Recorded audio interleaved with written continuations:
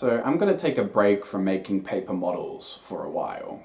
I've become so overwhelmed by the amount of time and effort it takes to complete a paper model that I'm just not feeling as motivated as I'd like to work on them each day. I'm just getting intimidated by the workload. I need to remember how fulfilling it is to start something and complete it again. And lately, I've just been wanting to draw every day. So I thought rather than take another month hiatus from YouTube, I'll just record some drawing videos that I'll be working on in the meantime. And that way I'll be able to finish something the same day I start it and not have to wait weeks to see the results of my labor.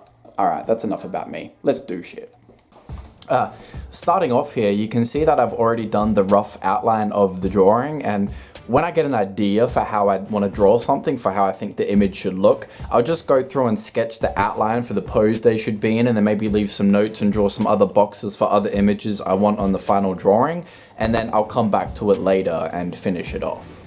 This drawing is a little different from what I would normally do. You see, for the past 3 years or so, every single drawing I've done has been acting as a blueprint for a potential 3D model I would make of that character. Whether or not I would actually make it, I just love to see how different characters from different stories that would never meet would actually scale together and look together if they were drawn in their art styles and their sizes. Like having a Hulk with a Goku or something, or Thanos with Whitebeard would be pretty sweet. Which means every single drawing I do would need to be in the same scale as I would make a model of, which is always a 1:8 scale with a few exceptions. So that way if I decide I want to make the model, I can look at the size and proportions of the character in my drawing and aim for that with the 3D shapes. And for that reason, my illustrations are pretty boring. Usually it's just a character standing straight on with a profile view as well, so I know exactly how wide and deep every single part would be. And that was fine for what I was doing when I was just drawing for no one to look at them, but when I started uploading my drawings to Instagram, I wanted them to be a little bit more exciting. But this Whitebeard, like I said, is completely different because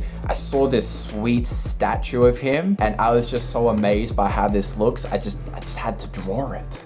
So this illustration is more of a standalone piece of artwork that isn't really acting as a blueprint for the model. That being said though, I still drew this Whitebeard in the scale I would make him. So what I mean is, I can't exactly see how tall he would be, how wide his shoulders would be, or the length of his arms. But what I mean is, if I did make a model of him and I moved him into this pose, this is how big he would look.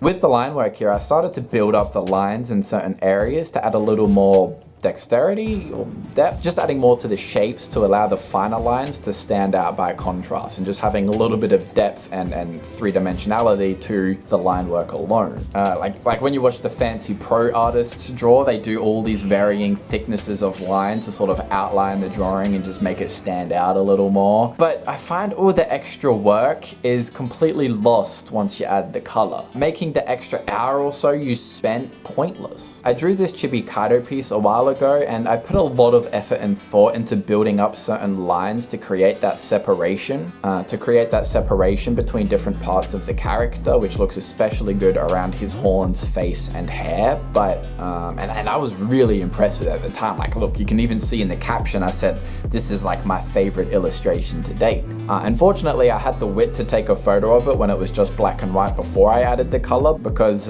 as soon as I colored it, it wasn't as good anymore, and all that line work was barely noticeable, especially with his really dark hair color. It was lost.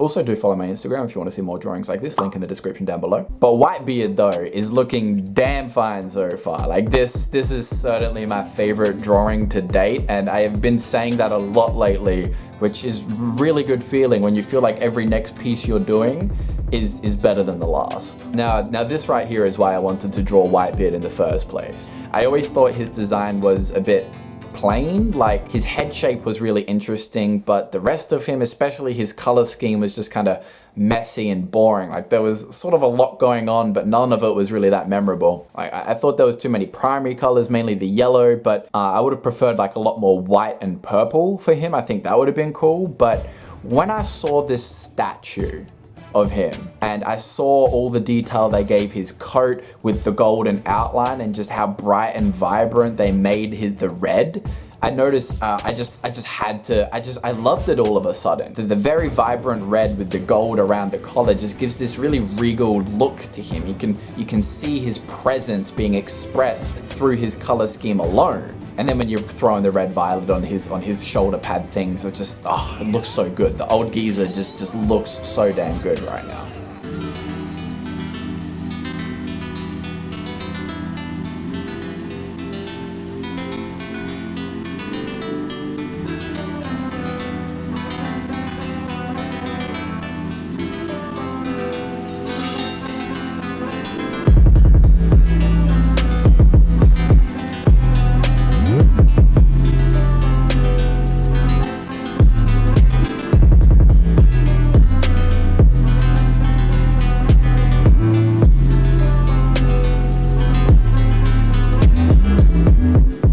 So after 8 hours of work, Whitebeard is complete, and yeah, it feels good. It feels good to just be able to have an idea for how something should look and then just get it done within a day. So nice, so nice. I wish I could make a paper model just as quick. This is my favorite drawing to date, I think, maybe only beat by the doe flamingo I did the other week that you can see on my Instagram, and this Kizaru is not bad either, but man. Thanks for watching, everybody. I appreciate your time. Comment below what you're thinking. I'm curious to hear it, and I'll see you guys next time.